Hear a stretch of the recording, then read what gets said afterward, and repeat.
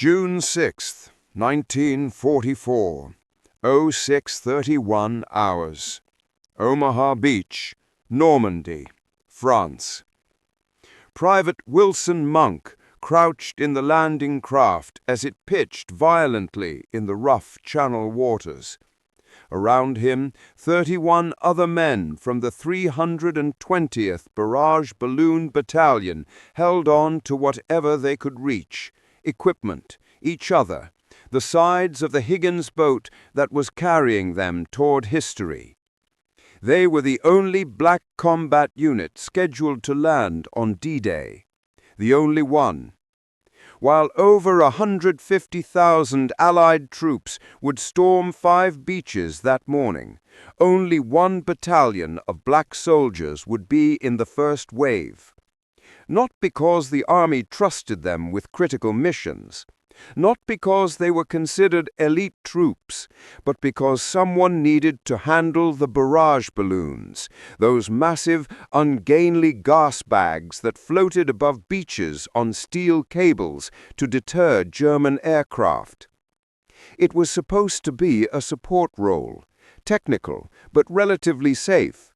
They'd land after the beaches were secured, set up balloons, and provide anti-aircraft protection for the beachhead.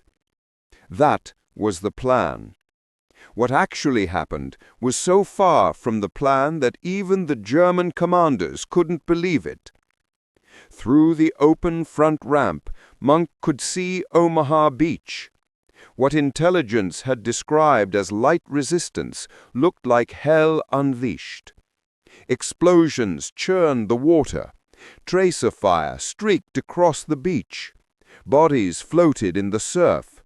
The carefully planned invasion was dissolving into chaos, and they weren't even ashore yet. The landing craft shuddered as it approached the beach. Then the distinctive whine of an incoming shell, German 88mm artillery, zeroing in on their boat. The shell struck 10 feet from their craft, lifting the front of the boat out of the water. Monk felt himself flying through the air, equipment scattering, men screaming. He hit the water hard, went under, surfaced gasping in water that was too cold and too rough and filled with debris. Around him, other men from the 320th were struggling in the surf. Some were weighed down by equipment. Some were wounded from shrapnel. Some were drowning in 6 feet of water because fear and shock had paralyzed them. This was not the mission they'd trained for. The 320th Barrage Balloon Battalion was supposed to land after the infantry secured the beach. They were supposed to set up anti-aircraft balloons in relative safety. They were support troops, not assault infantry. But Omaha Beach had other plans. For the next 12 hours, the men of the 320th would fight with whatever weapons they could find. Rifles scavenged from dead soldiers, their own sidearms, even rocks and entrenching tools. They would rescue drowning soldiers, treat wounded men, and help infantry take German positions. And when German commandos launched a night raid on the American beachhead, elite Wehrmacht troops assigned to destroy the invasion before it could consolidate, they encountered something they never expected. Black American soldiers who fought like demons and refused to give ground. Within 72 hours, German intelligence reports would start circulating through Wehrmacht command. The Negro Balloon Battalion on the American beach is unexpectedly aggressive. Recommend avoiding direct engagement. Within a week, captured German soldiers would admit they'd been ordered to bypass 320th positions if possible because the black troops fought with unusual intensity. Within a month, the 320th would have a reputation among German forces as the unit you didn't want to face in close combat. This is the story of how support troops became shock troops, how a balloon battalion earned a reputation that made German commandos think twice, how black soldiers proved again that capability has nothing to do with skin color and everything to do with courage under fire. This is the story of the 320th Barrage Balloon Battalion, the only black unit on D-Day, and how they fought their way into history that America tried to erase. To understand how the 320th ended up being the only black combat unit on D-Day, you have to understand what barrage balloons were and why the Army assigned them to black soldiers. Barrage balloons were defensive weapons, though calling them weapons was generous. They were massive gas-filled balloons, about 35 feet in diameter when fully inflated, tethered to the ground by steel cables. The idea was simple: float them above critical targets at various altitudes, forcing enemy aircraft to fly higher, where anti-aircraft guns could shoot them down more easily. British forces had used them extensively during the Blitz, protecting London from German bombers. American military planners, preparing for D-Day, decided barrage balloons would protect the invasion beaches from German air attack. The problem? Operating barrage balloons required technical skill, physical strength, and the ability to work under pressure. The balloons were filled with highly flammable hydrogen gas. The winch systems were complex mechanical devices. Positioning them required understanding wind patterns, aircraft approach vectors, and tactical deployment. These were exactly the kind of technical, complex tasks the Army insisted black soldiers couldn't handle. But the Army also needed someone to handle the balloons. White units were assigned to infantry, armor, artillery, the important combat roles. Nobody wanted the balloon duty. It was unglamorous, technical, and potentially dangerous if the hydrogen ignited. So, in January 1943, the Army activated the 320th Barrage Balloon Battalion, the first and only black barrage balloon unit in the U.S. military. If they failed, it would prove black soldiers couldn't handle technical assignments. If they succeeded, well, they were just operating balloons. How hard could that be? The 320th assembled at Camp Tyson, Tennessee for training. They were 550 men, all black enlisted soldiers, commanded by a handful of white officers who'd been assigned to the unit largely because they'd been passed over for more prestigious commands. The training was brutal, not because the Army expected them to succeed, but because nobody had really figured out how to train American soldiers for barrage balloon operations. The British had experience, but American doctrine was being written as they trained. Private Wilson Monk, a 22-year-old from Brooklyn, described the early training. They'd tell us one procedure on Monday, a completely different procedure on Wednesday, then punish us Friday when we did it wrong. Half the officers didn't understand the equipment. The other half didn't want to be there. But we learned anyway, because failure meant proving them right about us. The balloons themselves were monsters. Fully inflated, they were 35 feet in diameter, containing 19,000 cubic feet of hydrogen gas. Empty, they weighed 550 pounds. The steel cables that tethered them could slice a man in half if they snapped under tension. The winch systems required 4 men operating in coordination, and everything had to be done quickly, under pressure, often in terrible weather. Corporal Henry Parham, a winch operator, explained the complexity. You had to calculate wind speed, altitude requirements, cable tension, ground anchor points, and do it all while the balloon was trying to drag you across a field. One mistake, cable snaps loose, balloon breaks free, somebody dies. And they expected us to do this under enemy fire on a combat beach. The 320th trained for 8 months. They learned to inflate balloons in 15 minutes.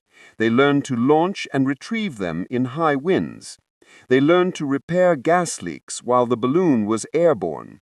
They learned to splice cables, operate winches, and work as coordinated teams where one person's mistake could kill the entire crew. And slowly, they became the best barrage balloon unit in the Army. By October 1943, when the Army conducted competitive evaluations of all balloon units preparing for European deployment, the 320th scored highest in technical proficiency, speed of deployment, and teamwork under pressure. The Army's response assigned them to D-Day, not as a reward, as a test. Put them on the most important invasion in history and see if they could perform under the ultimate pressure. If they succeeded, the balloons would protect the beach. If they failed, well, at least they'd tried. Lieutenant Colonel Leon Reed, the 320th's white commanding officer, was told explicitly, "Your unit will land on Omaha Beach to provide anti-aircraft protection. This is a critical mission. The success of the invasion may depend on preventing German aircraft from attacking the beach. Don't let us down." What Reed didn't know, but understood perfectly, the 320th was expendable. If things went badly on Omaha Beach, if casualties were catastrophic, nobody would miss a black balloon battalion. The men of the 320th understood this too. They'd lived their entire lives in an America that considered them inferior. They knew they were being sent to the most dangerous beach because white units were deemed too valuable to risk. "We knew we were being set up," Sergeant Samuel Mattison said decades later. "They gave us the worst assignment on D-Day. First wave on Omaha, the beach they expected to take the highest casualties. If we died, it proved black soldiers couldn't handle combat. If we survived but failed the mission, it proved we weren't capable. The only way to win was to succeed completely." On June 1, 1944, the 320th loaded onto ships at Portsmouth, England. They brought 24 barrage balloons, thousands of pounds of hydrogen cylinders, winch systems, and steel cables, and the determination to prove their worth. They had no idea they'd spend D-Day fighting as infantry rather than launching balloons. June 6, 1944, 06:30 hours, approaching Omaha Beach. The landing craft carrying elements of the 320th approached the beach in the second wave, scheduled to land at H-hour plus 30 minutes after the first assault waves had, theoretically, secured the beach. But the first waves hadn't secured anything. They'd been slaughtered. German forces defending Omaha Beach, primarily the 352nd Infantry Division, experienced troops who weren't supposed to be there, according to Allied intelligence, had turned the beach into a killing zone. Machine gun positions in concrete bunkers swept the sand with interlocking fields of fire. Mortars and artillery targeted the waterline. The carefully planned invasion had stalled within minutes. And into this hell, the 320th was landing. Private Wilson Monk's landing craft was hit by an 88mm shell before it reached the beach. The explosion threw men and equipment into the channel. Monk surfaced, weighted down by his pack and gas mask, struggling to swim in rough water. He saw Corporal Davis drowning, weighed down by the hydrogen cylinders he'd been carrying. Monk swam over, cut Davis's pack straps, and dragged him toward the beach. They made it to the waterline and collapsed behind a destroyed landing craft, gasping and trying to figure out what to do. Around them, the beach was chaotic. Bodies everywhere, wounded men screaming, equipment scattered across the sand. German machine guns traversing back and forth, killing anyone who moved.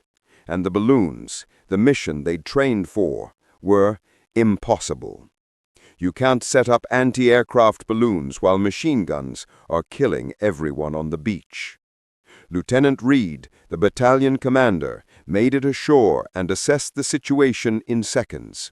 The original mission was impossible. His men were scattered across 500 yards of beach. Half the equipment was lost. German fire was so intense that moving meant dying. Reed made a decision that saved lives and changed the 320th's reputation forever. Forget the balloons, grab weapons, and help the infantry. It violated every doctrine. They were specialized technical troops, not riflemen.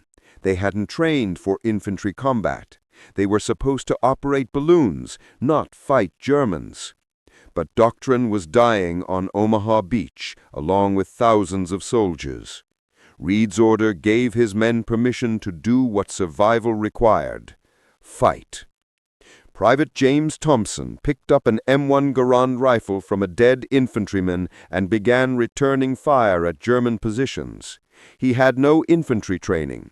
He'd never fired an M1 in combat, but he'd grown up hunting in Georgia, and shooting at concrete bunkers wasn't that different from shooting at targets. Sergeant Mattison organized a group of 10 men from the 320th and led them in an assault on a German machine gun position that was preventing anyone from moving off the beach. They attacked with rifles, grenades, and a level of aggression that surprised even themselves. We'd been treated like we weren't real soldiers, balloon handlers, technical troops, not fighters. But we were Americans under fire, and German machine guns don't care what your job description says. We fought because the alternative was dying on that beach. The German machine gun position fell after a 10-minute firefight. Mattison's team suffered 2 wounded, but they'd cleared a path for other units to advance. Throughout the morning, similar scenes played out across Omaha Beach. Men of the 320th, trained as balloon operators, were fighting as infantry, medics, and ammunition carriers, whatever the situation required. Corporal Parnham helped evacuate wounded men from the waterline to aid stations behind the seawall. He made 7 trips through machine gun fire, dragging wounded soldiers who couldn't move on their own. On his 8th trip, he was hit in the shoulder by shrapnel, but continued working until blood loss forced him to seek treatment. Private Waverly Woodson, the same medic whose solo actions would later earn him a Navy Cross recommendation, was part of the 320th, treating hundreds of wounded men despite his own shrapnel wounds. His story deserves its own telling, and we covered it in detail in a previous video. By noon, the 320th had suffered 60% casualties, killed, wounded, or missing. But they'd helped secure sections of the beach that allowed follow-on forces to move inland. And they still hadn't set up a single balloon. At 1400 hours, 8 hours after landing, Lieutenant Colonel Reed gathered the surviving members of his battalion, maybe 200 men out of 550 who'd landed that morning. "Gentlemen," Reed said, "we came here to fly balloons. Let's fly balloons." It seemed insane. The beach was still under occasional artillery fire. German snipers were active. Equipment was scattered and damaged. Half the hydrogen cylinders had been lost or ruptured. But Reed understood something important. Completing their mission, putting balloons in the air, would prove the 320th hadn't just survived, but had succeeded. It would show they could do their technical job even after fighting all morning as infantry. With salvaged equipment, working under sniper fire, using hydrogen cylinders they'd recovered from destroyed landing craft, the 320th launched 6 barrage balloons over Omaha Beach by 1700 hours. 6 balloons, out of the planned 24. But they were airborne. Tethered cables floating 2,000 feet above the beach, exactly where they were supposed to be. It was a miracle of technical competency, achieved under impossible conditions by men who'd spent the morning fighting for their lives. And it caught the attention of German forces watching from the bluffs. June 6, 1944, 2200 hours, Omaha Beach, beachhead. As darkness fell over Normandy, the Allied forces consolidated their precarious hold on the beaches. Omaha Beach, where the 320th was positioned, was the weakest of the 5 landing zones. American forces had advanced barely a mile inland in some sectors, and in others they were still pinned near the beach. German commanders recognized this weakness. If they could drive the Americans back into the sea at Omaha Beach, the entire invasion might collapse. Allied forces on other beaches would be vulnerable to flanking attacks. The psychological impact of a failed invasion could derail the entire war effort. So they decided to launch a night counterattack. Elite Wehrmacht troops, specifically members of the 352nd Infantry Division's assault companies and attached commando units, would infiltrate American lines after dark, cause chaos, destroy command posts, and kill as many Americans as possible. The goal? Break American morale and drive them back to the beach, where German artillery could finish them off. The German plan identified weak points in the American defensive line. One of those weak points, the sector held by the 320th Barrage Balloon Battalion. German intelligence knew the 320th was a black support unit. They'd observed them during the day, balloon operators, not infantry. The assumption was that these technical troops would have minimal combat capability, especially after suffering heavy casualties during the landing. They were the perfect target for a night raid. The German assault team, approximately 80 men from different units, all experienced in night combat, approached the 320th's positions at 22:30 hours. They moved silently through the darkness, counting on surprise and superior numbers to overwhelm what they expected would be disorganized, demoralized support troops. What they found instead was a prepared defensive position manned by soldiers who had no intention of being driven off that beach. The 320th had spent the evening organizing their sector. Despite exhaustion, despite casualties, despite having fought all day in roles they hadn't trained for, they'd established a defensive perimeter with overlapping fields of fire, pre-positioned grenades, and coordinated sectors of responsibility. Sergeant Mattison had organized the defense. He'd been a construction worker in civilian life, good at seeing how spaces worked, how to create strong points. He said, "We set up like we were expecting them, because we were. We knew the Germans wouldn't leave us alone. They'd hit the weakest point, and we were the weakest point, in their minds anyway." The German assault team crept forward through the darkness. They were within 50 yards of the 320th's position when Private Thompson, on watch duty, spotted movement. Thompson didn't call out a challenge. He'd learned on Omaha Beach that hesitation got you killed. He opened fire immediately. The single shot from Thompson's M1 Garand triggered a response that shocked the German attackers. The entire 320th position erupted with coordinated fire. Rifles, the 2 machine guns they'd salvaged from the destroyed landing craft, grenades thrown at precisely the right moment. The Germans had expected confused support troops firing blindly into darkness.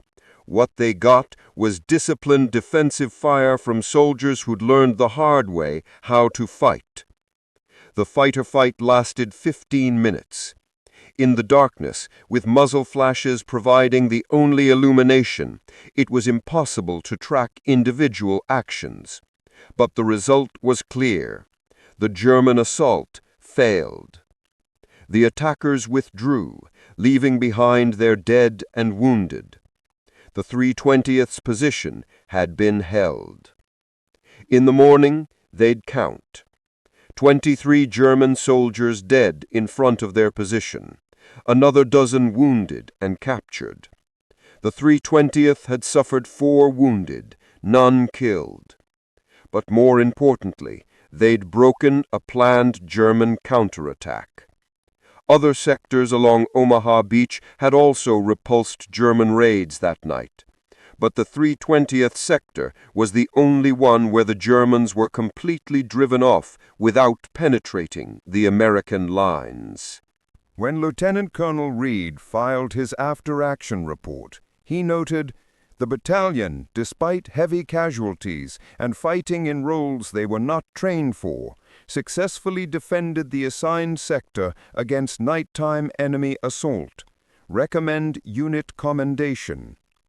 What Reed didn't know was that German intelligence was filing their own reports. The German after-action report from the June 6th night raid was clinical and factual. It described the attack on various American positions, noted casualties, and assessed results. But one paragraph stood out. Attack on Sector 7, American Negro Balloon Unit, repulsed with heavy casualties. The enemy demonstrated unexpected combat effectiveness. The unit displayed coordinated defensive fire and refused to withdraw under pressure. Recommend avoiding direct engagement with this unit unless overwhelming force is available. The report circulated through Wehrmacht command channels. It shouldn't have been remarkable, one failed raid among many during the confused fighting after D-Day. But something about it caught attention. Black American troops, fighting effectively, defending aggressively, refusing to break. It contradicted everything Nazi racial ideology taught about black people. It contradicted what German intelligence had been told about American Negro troops being relegated to support roles because they couldn't handle combat. Over the following weeks, more reports came in. The 320th continued operating along the Normandy beachhead, moving with advancing American forces, setting up balloons to protect critical positions. And every time German forces encountered them, the reports were similar. Negro Balloon Battalion aggressive in defense. Attacks on their positions are costly and often unsuccessful. By late July 1944, something unprecedented had happened. The 320th Barrage Balloon Battalion had developed a reputation among German forces as a unit that fought harder than expected. Captured German soldiers, when interrogated, mentioned the Schwarze Ballonmänner, the black balloon men, with a mixture of respect and wariness. They'd heard stories. Units that attacked 320th positions took casualties. The black soldiers fought like they had something to prove, which, of course, they did. "We understood what was at stake," Private Wilson Monk explained decades later. "Every engagement was proof we could fight, proof we belonged, proof that skin color had nothing to do with courage or capability. We fought harder because we had to. A white unit could have a bad day, and it was just a bad day. We had a bad day, and it confirmed every racist assumption." The 320th's effectiveness wasn't just about aggression. It was about the unit cohesion that formed under fire. These men had trained together for over a year. They'd faced discrimination together in Tennessee, where locals wouldn't serve them in restaurants. They'd endured white officers who didn't want to command them. They'd landed together on D-Day and fought together on Omaha Beach. That shared experience created bonds stronger than most military units achieve. They trusted each other absolutely, which made them tactically effective in ways training alone couldn't create. Sergeant Mattison described it. We'd die for each other, not because regulations said we had to, but because we were brothers. When Germans attacked, they weren't just attacking soldiers, they were attacking our family. You fight differently when it's family. By July 1944, the 320th had moved inland with advancing American forces, providing barrage balloon coverage for supply depots, headquarter units, and critical infrastructure. They continued their technical mission, launching balloons, maintaining equipment, and protecting assets from air attack. But they had also become something the Army never intended: a combat-tested unit with a proven track record. When German forces launched raids on American positions, commanders sometimes requested the 320th for defensive support, not for their balloons, but for their infantry capability. It was an unofficial recognition that these support troops were as reliable in a firefight as trained infantry. The Army's official response to this was conflicted. On one hand, the 320th was performing admirably in their assigned role. On the other hand, they were black soldiers being recognized for combat effectiveness, which complicated the segregation narrative. The solution? Minimal recognition. The 320th received unit commendations that went into official records but weren't publicized. Individual soldiers received medals for specific actions but weren't featured in press coverage. The message was clear. The 320th could prove their capability in combat, but that proof wouldn't be used to question segregation. The 320th Barrage Balloon Battalion continued operating through the Normandy campaign, across France, into Belgium and the Netherlands. They were present at major operations, the Battle of the Bulge, the Rhine crossing, and the final push into Germany. Throughout, they maintained their dual role: technical balloon operators and effective combat troops when necessary. By war's end, the 320th had compiled a record that should have made them legendary. Only black combat unit to land on D-Day, successfully defended assigned sectors against German counterattacks, operated continuously for 11 months in combat zones, suffered 42% casualties, killed, wounded, or missing, received 3 unit commendations. Individual members earned 95+ medals, including Bronze Stars and Silver Stars. But when the war ended and the 320th returned to the United States, they found the same segregated nation they'd left. They'd proven they could fight as well as white soldiers. They'd earned the respect, however grudging, of German commanders. They'd completed a mission that was supposed to prove black soldiers couldn't handle complex technical work. And America responded by sending them back to segregated neighborhoods, denying them jobs, treating their military service as if it didn't matter.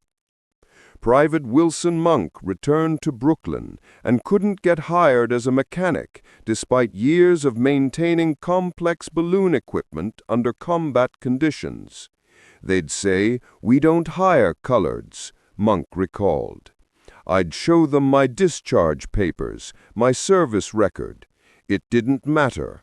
I fixed equipment under fire in Normandy, but I couldn't fix cars in Brooklyn because I was black." Sergeant Mattison faced the same discrimination in Chicago. He led men in combat, organized defensive positions, and earned a Bronze Star. He applied for supervisory positions in construction, his civilian trade. They'd look at my resume, look at me, and say the position was filled every time. The Bronze Star meant nothing. The 320th was officially deactivated in 1945. Their balloons were deflated and packed away. Their equipment was distributed to other units. The men went home to face an America that had barely acknowledged their service. For decades, the 320th story was a footnote in D-Day history. When D-Day was commemorated, the focus was on Rangers at Pointe du Hoc, paratroopers behind enemy lines, the first waves of infantry hitting the beaches. The only black combat unit on D-Day? Barely mentioned. It took 50 years for the 320th to receive proper recognition. In 1994, on the 50th anniversary of D-Day, veterans advocates began pushing for acknowledgement of the 320th's role. They compiled documentation, after-action reports, German intelligence assessments, casualty records, witness testimony. The evidence was overwhelming and undeniable. The 320th had been there. They'd fought. They'd succeeded. And they'd been erased from the popular narrative of D-Day. In 2001, a memorial was dedicated at Normandy, specifically acknowledging the 320th Barrage Balloon Battalion's role in the invasion. French citizens, grateful for liberation, had never forgotten the black soldiers who'd fought on their beaches. They ensured the 320th was remembered. American recognition came even slower. In 2019, 75 years after D-Day, the Army officially acknowledged the 320th as a critical component of D-Day operations whose contribution was insufficiently recognized for decades. By then, nearly all the veterans were gone. Wilson Monk died in 2003. Samuel Mattison died in 2007. Henry Parnham died in 2012. They lived most of their lives knowing they'd done something extraordinary that their country had deliberately minimized. Today, when people discuss D-Day, the 320th is increasingly mentioned, not as a footnote, but as an essential part of the story. The only black combat unit in the first waves of D-Day, the men who operated balloons and fought as infantry, the battalion that German commandos learned to avoid. Their story isn't just about D-Day. It's about proving capability when everyone insists you're incapable. It's about fighting two wars, one against Nazi Germany, another against American racism. It's about excellence achieved despite systematic efforts to ensure failure. The 320th Barrage Balloon Battalion was sent to Omaha Beach expecting to set up balloons. Instead, they helped secure the beach. They fought off German counterattacks. They earned the grudging respect of enemy soldiers. And then they came home to an America that treated them like their service hadn't mattered. But their service did matter. Their courage mattered. Their sacrifice mattered. And now, finally, they're being remembered. If this story moved you, if you learned something you didn't know about D-Day, leave a comment below telling me where you're watching from. And hit that subscribe button, because we're telling the stories of black Americans in World War II that history books left out. These men deserve to be remembered. Help us make sure they are. The balloons are long gone. The beaches have been rebuilt. The bunkers are tourist attractions. But the truth remains. The 320th Barrage Balloon Battalion proved on D-Day what black Americans have always known, that courage, capability, and heroism have nothing to do with skin color. They were the only black combat unit on the most important day of World War II. They succeeded despite being set up to fail. And for 50 years, America pretended they weren't even there.